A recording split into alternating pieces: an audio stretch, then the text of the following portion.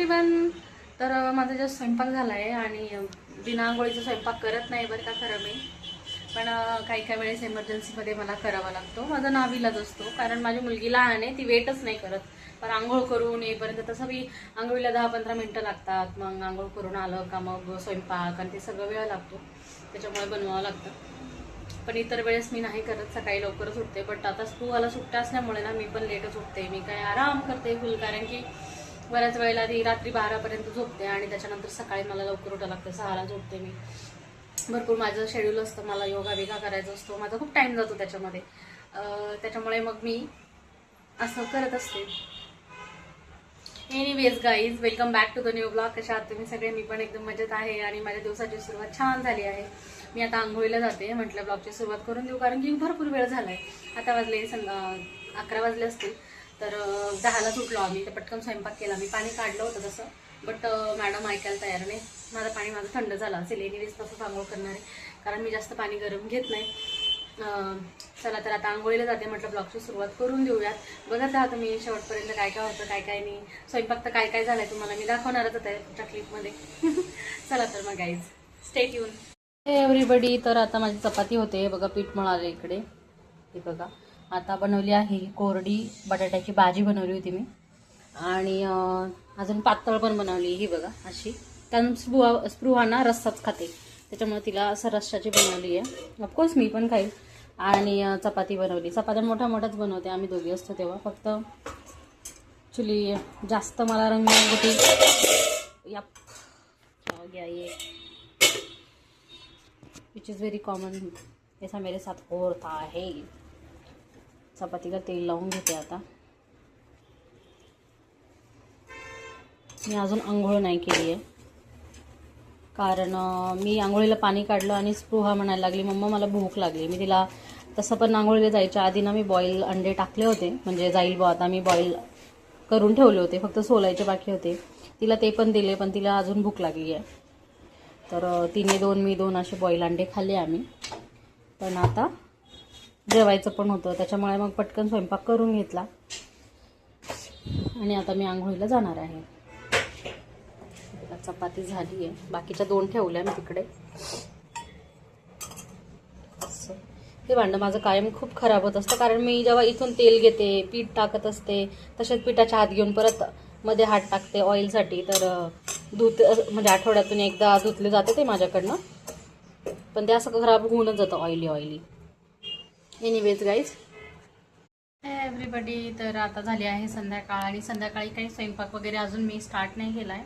Actually आम्ही बाहेर गेलो होतो जरा, स्पृहाच्या स्कूलशी रिलेटेड डॉक्युमेंट्स जरा झेरॉक्स मारायचे होते आणि स्पृहाच्या पप्पांचे पासपोर्ट साईज फोटो पण संपले होते. तर मला ते लागत होते आणि मग मी एक आयडिया केली की म्हटलं ते तर अवेलेबल नाही, तर मग त्यांचे एक असे जुने फोटो शोधले मी मोबाईलमधले आणि ते क्रॉप करून त्यांचे पासपोर्ट साईज फोटो काढून आणले. आणि छान निघाले. असं वाटत नाही आहे की मी ते क्रॉप करून आणि मग काढून आणले, असं काही वाटत नाही आहे. तर येता येता आम्ही काय खाल्लं, पाणीपुरी खाल्ली. तर आता आम्हाला दोघींना काही भूक नाही लागलेली. पण मी कोबी कट करून ठेवला आहे, बघू काहीतरी करूयात त्याचं. आणि कोबी कशात कट केला आहे तर हे बघा, याच्यामध्ये हे मी चॉपर घेतलं आहे, मॅन्युअल चॉपर. खूप सुंदर आहे हे बघा, खूप इझिली चॉप होतं. मोठं आहे जरा, मे बी युज्युअलपेक्षा मोठं आहे जरा. ते मला कितीला मिळालं माहिती का, 230 का 240 असं याच्यामध्ये, त्या प्राईसमध्ये मला मिळालं आहे. तेवढी प्राईस होती त्याची आणि मी त्याला आय थिंक 200 पे केले असं वाटतं, मला आठवते जरा. तर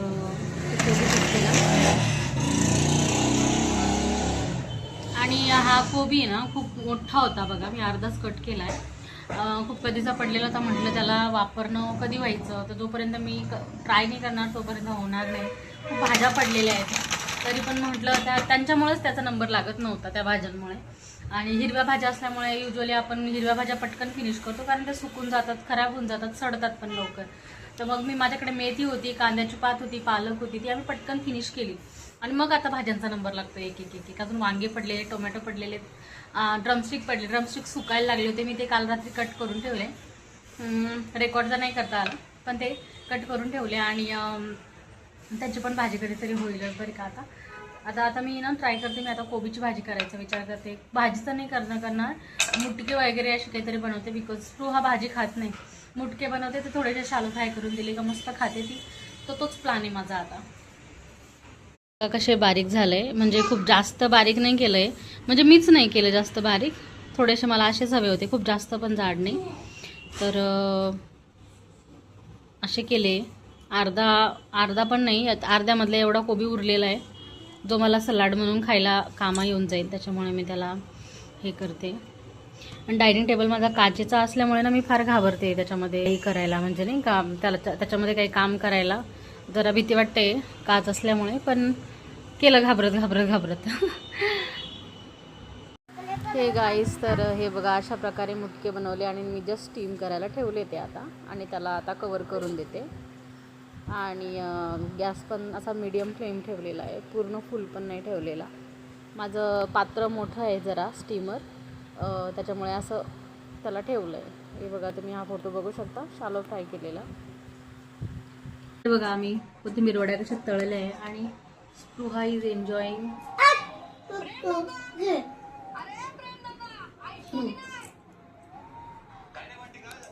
हे एव्हरीबडी, तर आम्ही आता आमचं जेवण जस्ट फिनिश केलंय. मी कोबीच्या वड्या केल्या होत्या, कोथिंबीरच्या वड्या नव्हत्या केल्या, आणि एक चपाती टाकून घेतली, तिचा रोल करून खाल्ला मी.